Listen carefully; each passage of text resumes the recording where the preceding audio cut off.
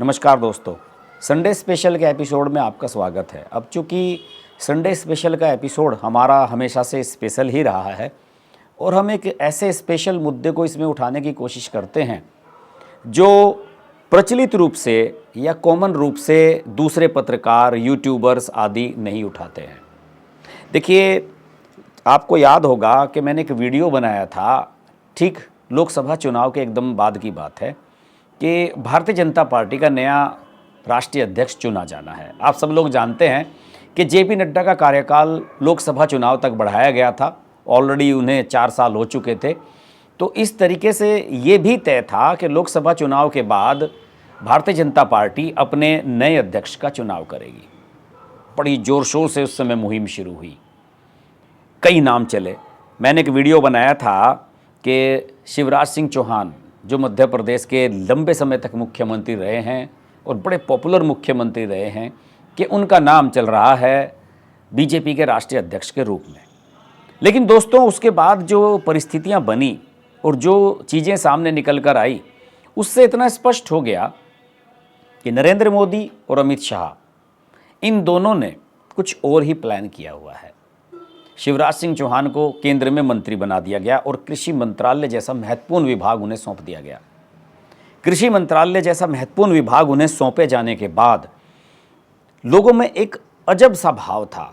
सबको ये लग रहा था कि शिवराज सिंह चौहान का शायद मिसयूज हो गया है, या उनका जो पोटेंशियल है उसका सही तरीके से इस्तेमाल भारतीय जनता पार्टी नहीं कर पा रही है।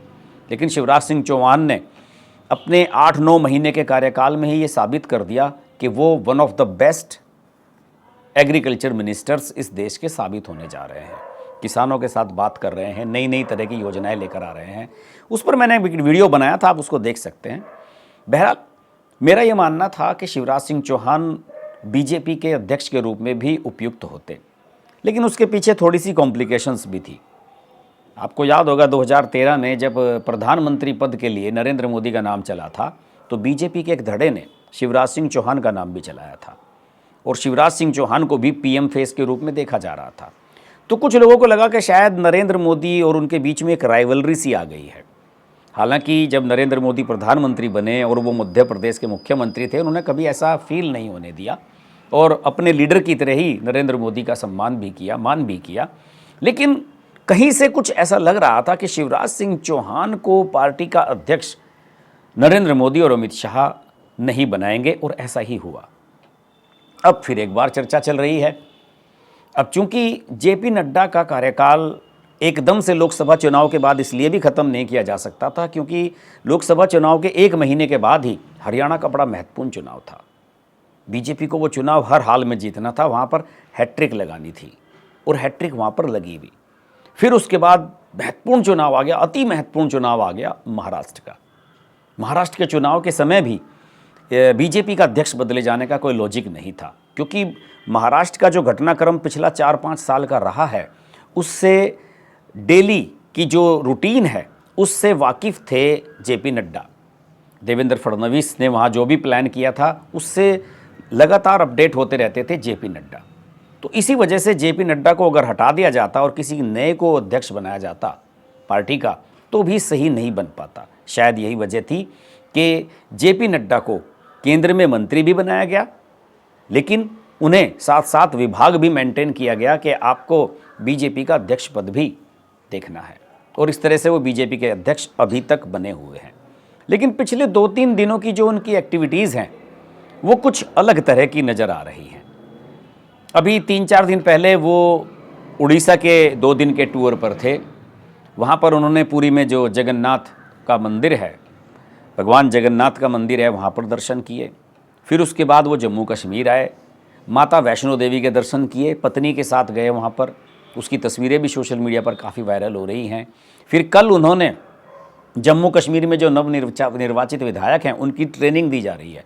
पहले बीजेपी के आईटी सेल के जो प्रमुख थे अमित मालवीय, उन्होंने उनको ट्रेन किया, उन्हें समझाया कि सोशल मीडिया का आपको कैसे इस्तेमाल करना है। फिर उसके बाद ये तय किया गया कि भाई बीजेपी के जो अध्यक्ष हैं जेपी नड्डा, वो भी विधायकों को संबोधित करेंगे। कल उन्होंने विधायकों को संबोधित भी किया। लेकिन मुझे लग रहा है कि जेपी नड्डा के जो पिछले कुछ दिनों की एक्टिविटीज़ हैं वो ये साफ स्पष्ट संकेत दे रही हैं कि बीजेपी अध्यक्ष के रूप में उनकी विदाई अब होने वाली है। इसलिए उन्होंने धन्यवाद दिया भगवान जगन्नाथ का, और उसके बाद माँ वैष्णो देवी के दर्शन के लिए वो गए। होता है अक्सर, किसी को नई जिम्मेदारी मिलती है वो तब भी भगवान को धन्यवाद देता है। कोई अपना अच्छा कार्य निवृत्त होता है किसी कार्य से, तो उसके बाद भी ईश्वर का धन्यवाद वो देते ही हैं। तो इस तरीके से जेपी नड्डा दोनों धार्मिक स्थलों पर गए, सपरिवार वहाँ पर गए। तो मुझे लग रहा है कि कहीं ना कहीं कुछ ना कुछ तो एक रणनीति बीजेपी के अंदर बनती हुई नज़र आ रही है। अभी जो सोशल मीडिया पर और तमाम दिल्ली के जो राजनीतिक गलियारे हैं उनमें जो खबरें चल रही हैं उनके मुताबिक 15 मार्च से पहले भारतीय जनता पार्टी अपना नया अध्यक्ष चुनना चाहती है। अब इसकी वजह क्या है? सबसे प्रमुख वजह बताऊं मैं आपको, बिहार का चुनाव। नवंबर में बिहार का चुनाव आ रहा है और बिहार के चुनाव से पहले कम से कम नए अध्यक्ष को 6 महीने का समय तो मिलना चाहिए कि वो सारी परिस्थितियों को समझ सके और आने वाले समय में जो संबंध वहाँ के जो राज्य हैं, राज्य की जो दूसरी पार्टियां हैं, जेडीयू है या रामविलास पासवान, चिराग पासवान की पार्टी है, उनके साथ कैसे तालमेल बनाना है, ये सब चीज़ें भी स्पष्ट कर लेनी आवश्यक है। इसी वजह से नए प्रदेश अध्यक्ष को कुछ समय मिलेगा। दूसरे, सीट शेयरिंग होनी है।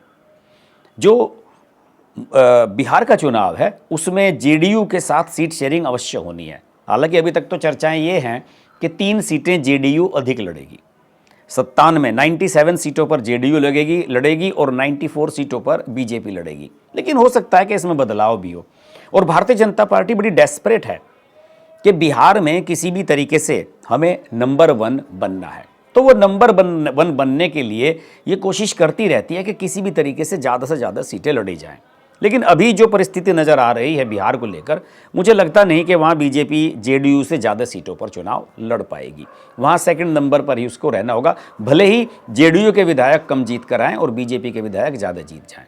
खैर, उसका इससे कोई मतलब नहीं है। लेकिन नया जो अध्यक्ष होगा उसके लिए जो बिहार का चुनाव है वो बड़ी चुनौती साबित होने जा रहा है और उसको बड़ा मेहनत भी वहाँ पर करने की आवश्यकता है। तो अब ऐसी परिस्थिति में नया अध्यक्ष कौन होगा, ये भी एक बहुत महत्वपूर्ण विषय है। दिल्ली में जो चर्चाएं हैं, जो पत्रकार मीडिया ये सब चर्चाएं कर रहे हैं, उसमें एक नाम बड़ा दिलचस्प आ रहा है दोस्तों, और मुझे उस नाम में दम भी नज़र आ रहा है। वो नाम है जम्मू कश्मीर के उपराज्यपाल मनोज सिन्हा का। मनोज सिन्हा को जब जम्मू कश्मीर का राज्यपाल बनाया गया था तो वहाँ से धारा 370 हटे हुए 1 साल हो गया था। अगस्त 2019 में धारा 370 हटाई थी अमित शाह ने, और अगस्त 2020 में ये वहाँ के उपराज्यपाल बने थे। बीच में 1-2 ब्यूरोक्रेट्स को उपराज्यपाल बनाया गया, लेकिन जब उसे विधानसभा और लोकसभा चुनाव की तैयारी के लिए जम्मू कश्मीर का सारा सिनेरियो देखने की बारी आई तो उसके बाद एलजी के रूप में वहाँ भेजा गया मनोज सिन्हा को। आप सब जानते हैं कि मनोज सिन्हा 2014 में गाजीपुर से जीते थे, अफजल अंसारी को हराया था, मुख्तार अंसारी के भाई को। और मुख्तार अंसारी, अफजल अंसारी, इस परिवार से वो लंबे समय से वहाँ राजनीतिक मुकाबला करते रहे हैं, अटल जी के समय से। आईआईटी के बनारस के पढ़े हुए हैं, हाईली क्वालिफाइड हैं, बहुत ही जेंटलमैन टाइप के हैं और कभी भी किसी विवाद में नहीं घिरे हैं। आरएसएस के साथ उनकी बढ़िया ट्यूनिंग रही है, हिंदूवादी फेस हमेशा से रहे हैं। और जब 2014 में वो जीते थे वहाँ से गाजीपुर से, तो नरेंद्र मोदी ने उन्हें रेलवे, आईटी मिनिस्ट्री, बहुत बढ़िया डिपार्टमेंट दिए थे। और कोई भी डिपार्टमेंट अगर खाली होता था, जैसे शायद सुरेश प्रभु ने छोड़ दिया था जब रेलवे का डिपार्टमेंट, तब भी मनोज सिन्हा के पास चार्ज आया था कुछ समय के लिए, अगर मुझे याद आ रहा है सही, या शायद पीयूष गोयल के पास आया था। लेकिन मनोज सिन्हा के पास लगातार अच्छी जिम्मेदारियाँ रही 2014 से 2019 के बीच में। लेकिन दुर्भाग्य देखिए कि हिंदू मुस्लिम जो समीकरण होते हैं गाजीपुर में मुसलमान ज़्यादा हैं, हिंदू कम हैं, मुसलमान बट जाते हैं बसपा में और सपा में, तो बीजेपी जीत जाती है। लेकिन 2019 में ऐसा नहीं हुआ और मनोज सिन्हा चुनाव हार गए, 1 साल तक खाली रहे और उसके बाद उन्हें 2020 में एलजी बना दिया गया जम्मू कश्मीर का। तो उस समय लोगों के मन में ये था कि जम्मू कश्मीर का एलजी उन्हें 2024 तक बनाया गया है, क्योंकि 2024 के चुनाव में वो फिर से गाजीपुर से चुनाव लड़ना चाहेंगे। लेकिन ऐसा हुआ नहीं। ऐसा इसलिए भी नहीं हुआ कि जम्मू कश्मीर में लोकसभा का चुनाव तो हुआ, विधानसभा का चुनाव नहीं हो पाया। लगातार दिक्कतें रही, तकनीकी दिक्कतें रही, वहाँ का माहौल, सीटों का परिसीमन होना था, नए तरीके से विधानसभा सीटें बननी थी जम्मू कश्मीर की, क्योंकि लद्दाख अलग बन गया था, जम्मू कश्मीर यूनियन टेरिटरी बन गया था, घाटी की सीटें अलग तरह से बननी थी, जम्मू की सीटें अलग तरह से बननी थी। तो जो पूरा सारा स्ट्रक्चर था वो मनोज सिन्हा के निर्देशन में बन रहा था। तो ऐसे में अगर उन्हें 2024 में हटा दिया जाता वहाँ से, तो फिर वो सब चीज़ें डिरेल हो जाती, फिर वो व्यवस्थित रूप से नहीं हो पाती। और केंद्र सरकार की सबसे बड़ी प्रायोरिटी थी जम्मू कश्मीर में विधानसभा के चुनाव कराना, और वो सक्सेसफुली अभी हाल ही में करवा दिए गए हैं। अभी आपने देखा ही है कि सर्दियां शुरू होने से पहले सितंबर अक्टूबर के महीने में वहाँ बढ़िया तरीके से चुनाव हुए, बड़े सक्सेसफुली हुए। उमर अब्दुल्ला नए चीफ मिनिस्टर बन गए।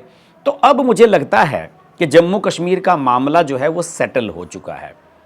अब ये सही समय होगा कि मनोज सिन्हा को अगर बीजेपी का अध्यक्ष बनाना है या फिर से सक्रिय राजनीति में लाना है, तो ये उचित समय उनके लिए हो सकता है। और देखिए, मनोज सिन्हा का एक इंटरव्यू छपा है इंडियन एक्सप्रेस में।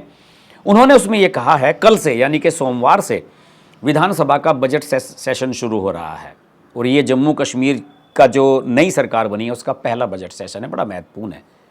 और मनोज सिन्हा का ये कहना है, उन्होंने अपने उस इंटरव्यू में भी दावा किया है कि मैंने सारी की सारी फाइलें निपटा दी हैं। एक भी फाइल राज्य सरकार की, प्रदेश सरकार की, उमर अब्दुल्ला की राजभवन में पेंडिंग नहीं है, और ये एक बड़ी बात है। उमर अब्दुल्ला ने भी पिछले दिनों दिल्ली आए थे, कई टीवी चैनल्स को इंटरव्यू दिए, कुछ सेमिनार्स में भाग लिए। उन्होंने साफ तौर पर कह दिया कि भाई मैं केजरीवाल नहीं हूँ, मैं तो एलजी के साथ मिलकर काम कर रहा हूँ और मेरा तो सारा काम ठीक ठाक हो रहा है। अगर मैं टकराव करूँगा केजरीवाल की तरह तो मेरा कोई काम नहीं हो पाएगा, और यही हो रहा है। उमर अब्दुल्ला के रूप में बीजेपी को एक अपना सहयोगी मिल गया है। उमर अब्दुल्ला केंद्र सरकार से मिलकर काम कर रहे हैं। वो भी जानते हैं कि अगर आप केंद्र सरकार के साथ टकराव रखेंगे तो फिर दिल्ली से भी बदतर हालात होंगे।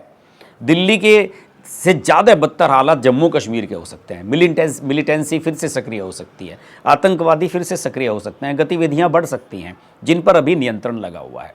तो उन्हें लग रहा है कि अगर मैं मिलकर काम करूंगा तो फ़ायदे में रहूंगा। और सब संभावनाएं तो ये भी है कि अगर केंद्र सरकार को किसी प्रकार की आवश्यकता लोकसभा में मिलेगी, बहुमत के लिए आवश्यक होगा या वोटिंग का मुद्दा होगा, तो नेशनल कॉन्फ्रेंस बीजेपी का सपोर्ट कर सकती है। तो इस तरीके से मनोज सिन्हा ने ऐसा एक माहौल जम्मू कश्मीर में बना दिया है कि बीजेपी को या फिर केंद्र सरकार को वहाँ को लेकर कोई ज़्यादा दिक्कतें सामने नहीं आने वाली हैं। कश्मीर के लोग भी मनोज सिन्हा को सराहते हैं। अब देखिए, वहाँ पर शियाओं का जुलूस 30 साल से नहीं निकल रहा था, जो मुहर्रम और उसके ताज़िए निकलते हैं, मनोज सिन्हा ने उसको स्टार्ट कराया। इससे मुसलमानों में भी उनकी स्वीकार्यता बढ़ी और उनके काम को लोगों ने सराहा। कहीं पर भी ये नज़र नहीं आया कि वो बीजेपी या आरएसएस के नज़रिए से कुछ ऐसा कट्टरपंथी या कुछ अपना ऐसा एटीट्यूड दिखा रहे हैं कि जिससे कश्मीर के घाटी के मुसलमानों को किसी प्रकार की परेशानी हो। तो इस तरीके से मनोज सिन्हा ने जम्मू कश्मीर को सेटल कर दिया है, और अब जम्मू कश्मीर में अगला कोई भी एलजी आएगा तो उसे काम करने में ज़्यादा दिक्कतें नहीं आने वाली हैं। सतपाल मलिक ढोल जैसे लोग, उन्होंने जो नकारात्मकता फैलाई थी जम्मू कश्मीर में, उसको उन्होंने पूरी तरह से वाइप अप कर दिया है, और जम्मू कश्मीर की जो चीज़ें हैं वो काफ़ी सॉर्टेड नज़र आने लगी हैं।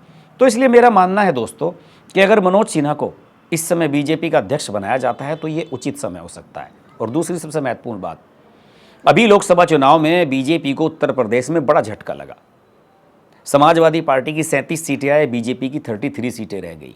बीजेपी अब उत्तर प्रदेश पे फोकस करना चाहती है 2027 के विधानसभा चुनाव के मद्देनज़र। और अगर मनोज सिन्हा, जो उत्तर प्रदेश के गाजीपुर से, पूर्वांचल से आते हैं, अगर वो अध्यक्ष बनाए जाते हैं तो इसका निश्चित रूप से उत्तर प्रदेश के डायनामिक्स पर बढ़िया असर पड़ने वाला है। और उत्तर प्रदेश के प्रदेश अध्यक्ष हैं जो भूपेंद्र चौधरी, उनको भी बदले जाने की चर्चाएं चल रही हैं, उसके बाद उसको भी बदला जा सकता है।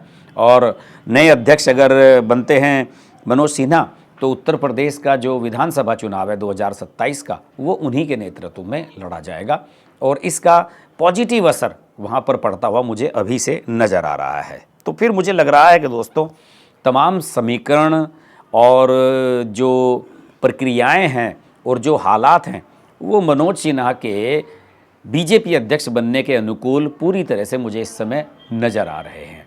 तो देखते हैं उनको अध्यक्ष बनाया जाता है या नहीं। तो आज के रविवार विशेष में, संडे स्पेशल में इतना ही। वीडियो अच्छा लगे तो इसको लाइक कीजिए, शेयर कीजिए, चैनल को अभी तक सब्सक्राइब नहीं किया है तो सब्सक्राइब कीजिए, नोटिफिकेशन का बेल आइकन प्रेस कीजिए और जुड़े रहिए हमारे साथ। नमस्कार। अगर आपको हमारी वीडियो पसंद आई तो वीडियो को लाइक करें, चैनल को सब्सक्राइब करें और नोटिफिकेशंस के लिए बेल आइकन को प्रेस करें।